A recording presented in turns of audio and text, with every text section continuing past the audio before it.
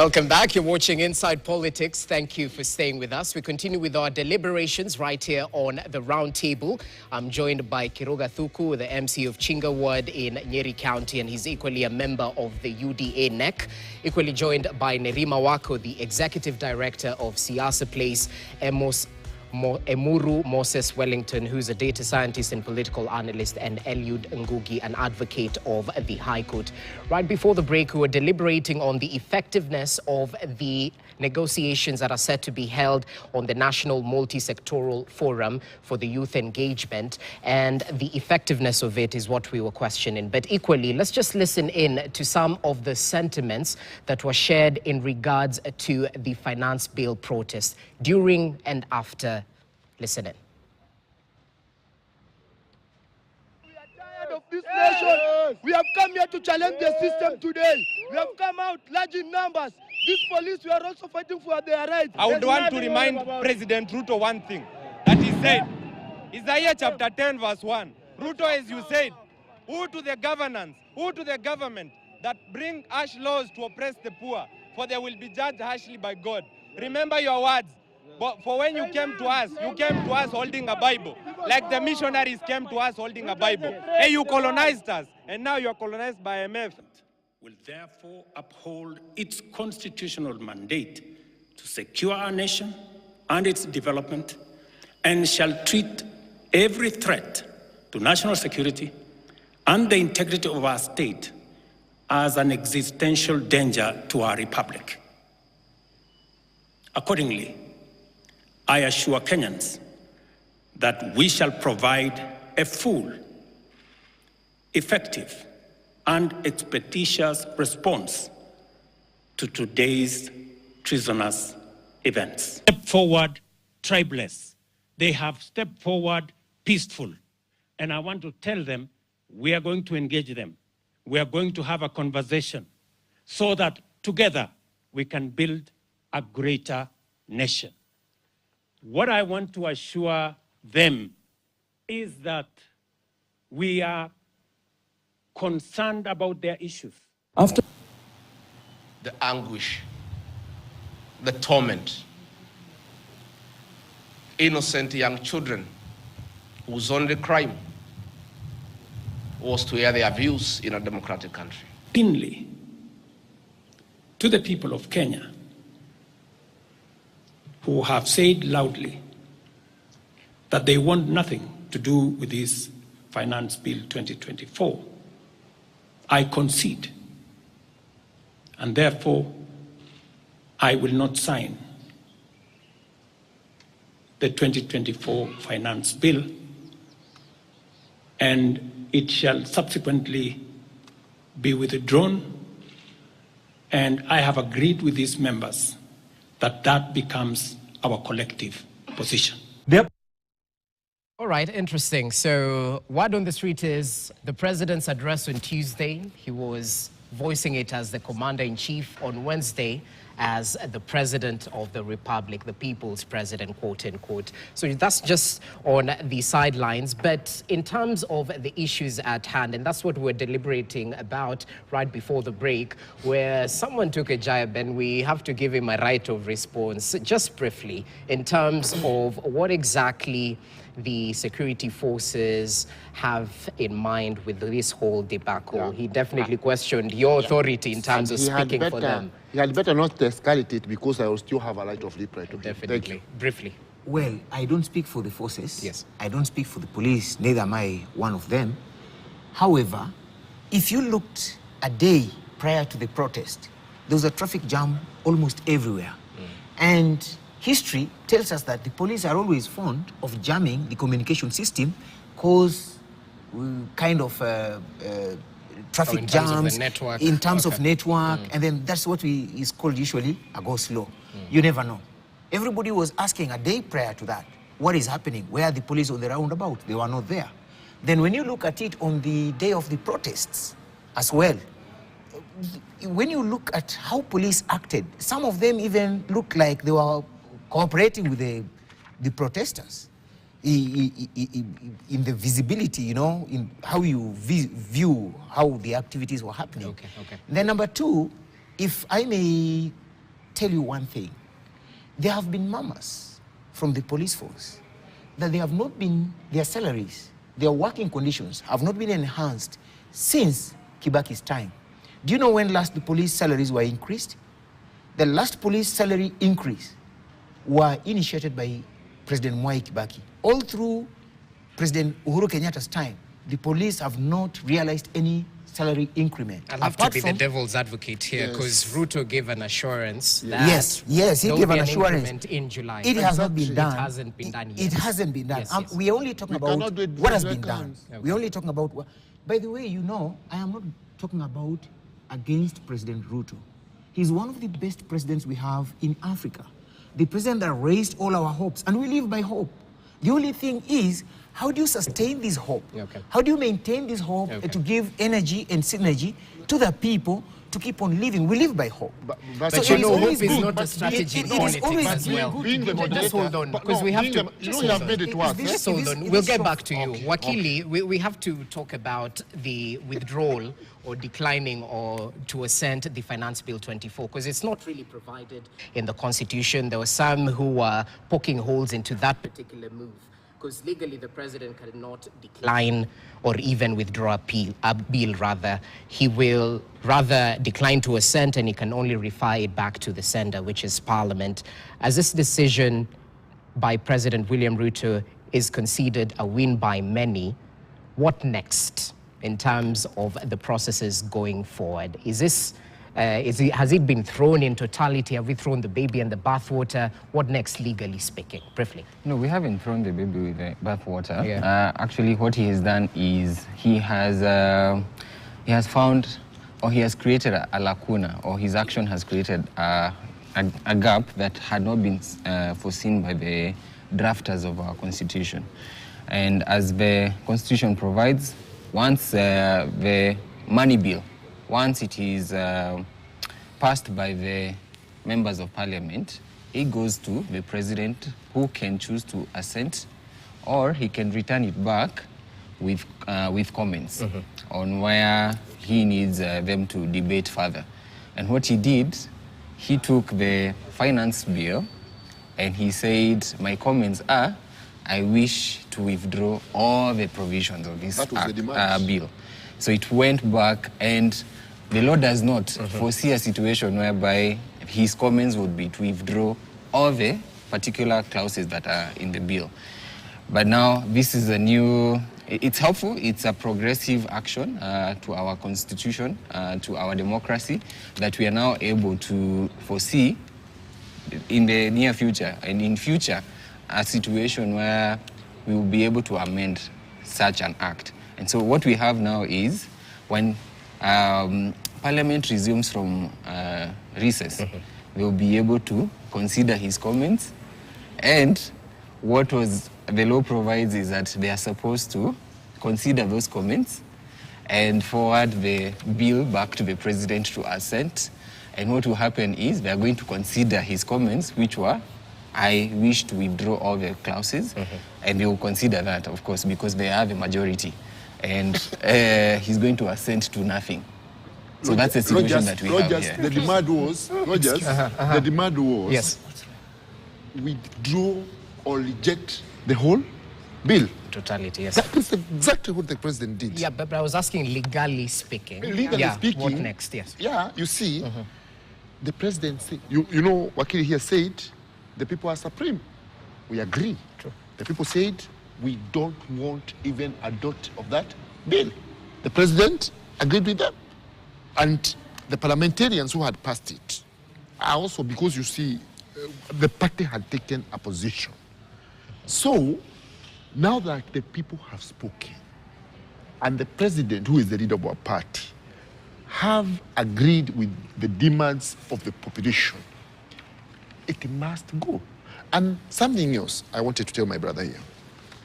You know, he is even making it worse. My brother speaking for the police here. He's making it worse. Okay. Saying that there was rebuttal. Hold back.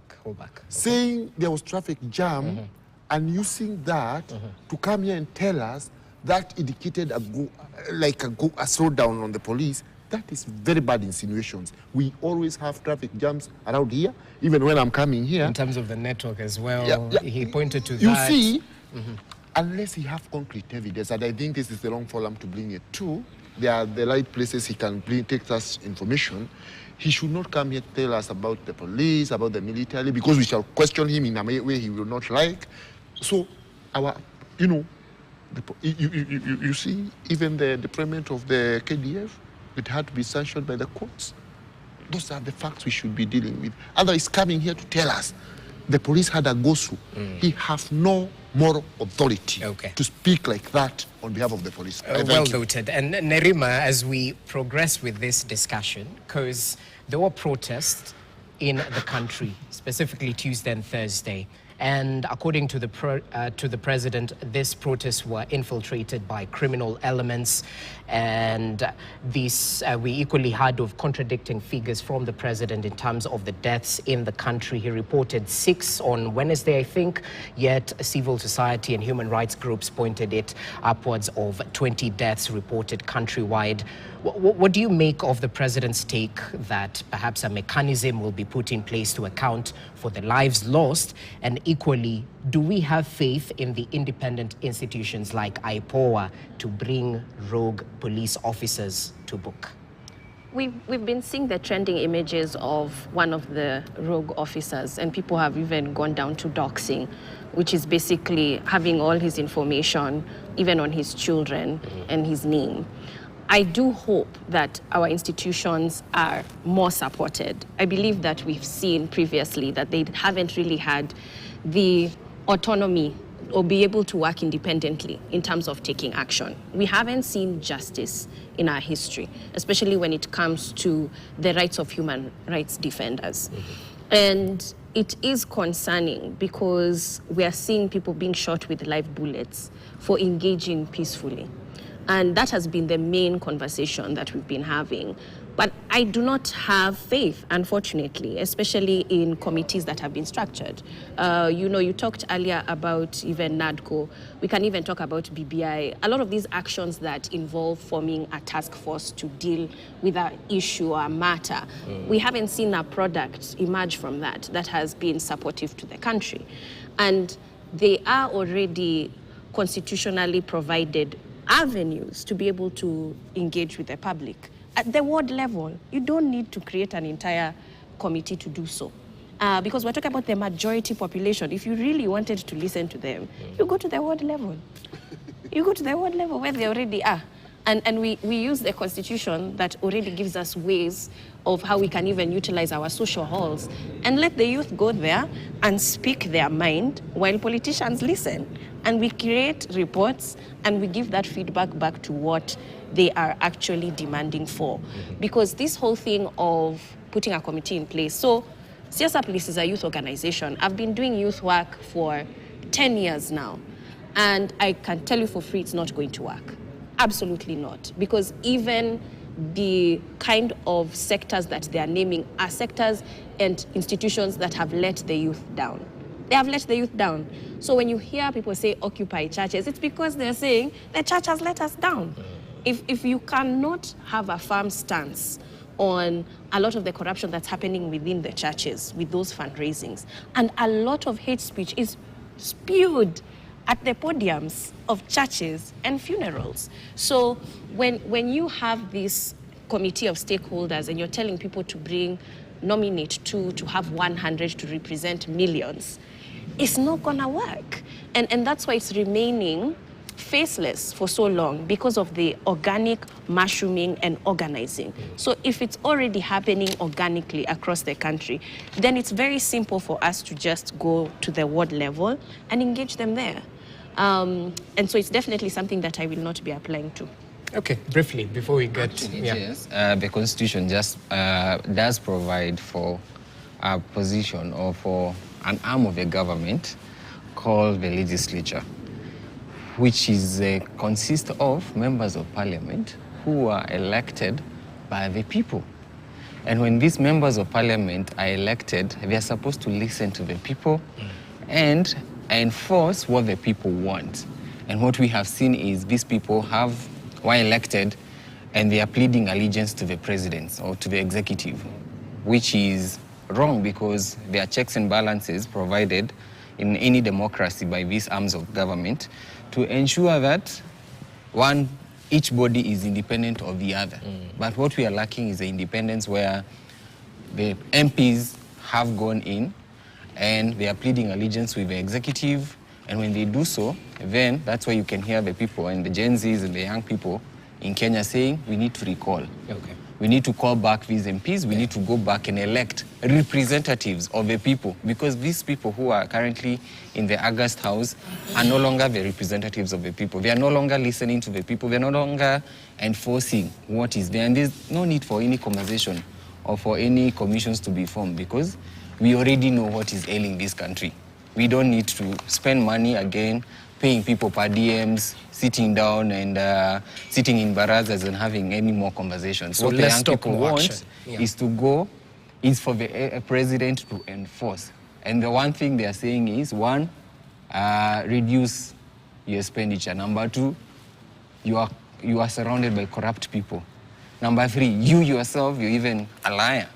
You have not kept your word. You've always promised. You said there will be free maternity for women. You said you promised jobs for the young people. You promised so many things, but you have not delivered. Okay. And so the executive should just act on what the people have already said. Is the government shooting itself on its foot? Because you hear the representation of the youth on this table say that we are setting ourselves up for failure with this dialogue route. Why insist on that? Why not act on the issues being raised instead of calling for dialogue? You see, number one, I don't know who Mwakili is calling a liar, because you know, in politics, everywhere on earth, a government or anyone campaigning to form a government will always give projections of what they hope to achieve. Yes. They may fall short of some promises. That does not mean they were lying when they were campaigning. But they give... No. What you've said is a definition of lying. No, what I mean is this. For example, my party, yes, which is now in power, yes, did promise in our first, second year, we would want to achieve this and that development. Here we are, faced with a failed finance bill that provided a roadmap on how budgetary money, right, would be allocated, how budgetary targets would be raised. So we have a whole of 346 billion to cover. True. That means we must, for example, you saw, just like I was saying here, we've already removed, the confidential vote. We will scale down on several other developments. That does not mean my party lied. No, we have to adjust according to the current, setup. Then tell me why. Why is it that politicians give promises if they're not meant to be fulfilled? That one. Do you tell the people of Chinga that I will do this, and then you fail, and then say it's because of budget? Of course, you gave your word. Of course, you gave your word. Yes. But then, if it doesn't happen, you come back to your people. You explain the reality. For example, the whole of this week, yes, I've been with the people there, leading in the collection of street lights and many other development, building of bridges, and several other of those issues, of those developments. But what I wanted to say, and actually I want to remind my young sister here, Nelima, whom if she's the representation of the Gen Zs, there is a lot of hope. Because of the way she's expressing herself. But of course, that's why we are saying we need dialogue, because we can collect each other very respectively. If we say that we go back to the wards, we engage as wards, etc., what we need to inform ourselves is that even before the latest uprising against the bill, we still had the wards there. True. So what the president is trying to do is bringing a formula that will bring together the views of the majority of Kenyans And just like the IPPG that was led from the parliament, but then again, the recommendations were such that they were largely accepted across the board. And even when we come to implementing the suggestions of what the committee will be bringing, it will have collected a lot of view across the board, especially among the Gen Z generation, such that we won't have an opposition at the end of it all. Because you realize, everyone keeps saying, the members of parliament did not follow what the people are saying. Now the president is providing a process that will ensure the views of the members of parliament will be in tandem with the views of the public. What's wrong with that? Okay, interesting. Because Willington, as you come in, there are usually mechanizations in place to ensure this happens. Number one, public participation before finance bill is passed. And you can agree with me, Mhesh, that industry players, some of these Kenyans actually gave their views that we don't want some of these clauses in the finance bill. Were they listened to? No. Number two. Do you know why it happened the way it did? Yeah. And with me, even without wanting to speak on behalf of members of parliament, because they can do it in a very good way, even more than I can do. But let me give you an example. In our area, the president and the government promised we have what we call Mau Mau roads. In the Mau Mau roads, it's in the budget that the government will spend 5 billion to finish those roads. So, when a member of parliament from that area supports this bill, he's not supporting it because he spites the people. He's supporting the bill because he's saying, if I don't support this, and then the government doesn't realize this 5 billion to compensate those who give their land, to finish in the building of this road, I will actually be doing wrong to the people who elected me. So you will not listen to the people who elected you because you know what's right for the people. The people are even telling you we need this road done. Yes, for example, true, in my ward, but they're equally saying they don't want. Look, in my ward, I have like 4 roads. I have a water project. I get you. I have several projects, which I'm saying the government should do this. So, when my member of parliament asks, should I vote? Yes.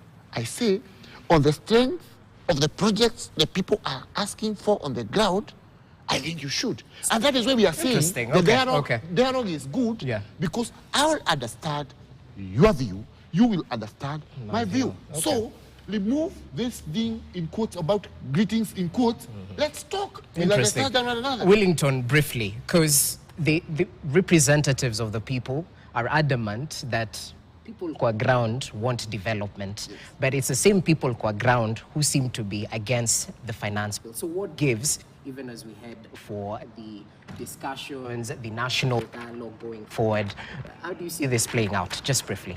You know, this is politics. And politics comes in with a lot of lies.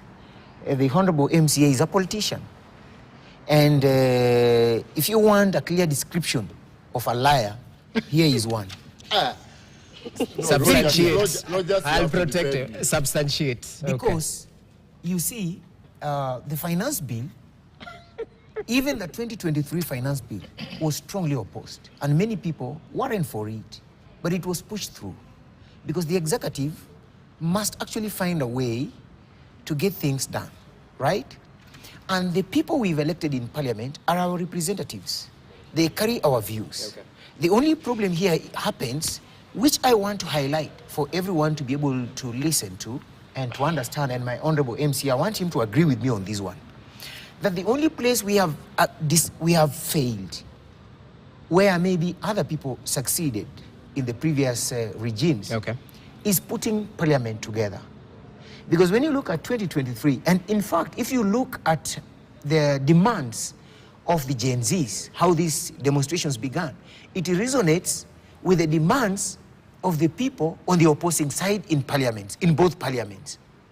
I don't know whether the people who are seated here agree with me. Because most of the things they are raising are in line and in agreement with the demands of the members of the opposing sides in both parliaments. So if we had found a formula to handle this at that stage, probably we wouldn't be here, because people would have thought, we've listened to them. And when you look at what Honorable Sifuna has been pushing, you see when you go to X, you see people calling on Omtata, Matiang'i, because what Omtata has always been pushing, he has always been like, trying to stop the government from doing this, so people have just picked from there. And that's where people have always got information, because they've been trying to analyze issues and they looked helpless in parliament.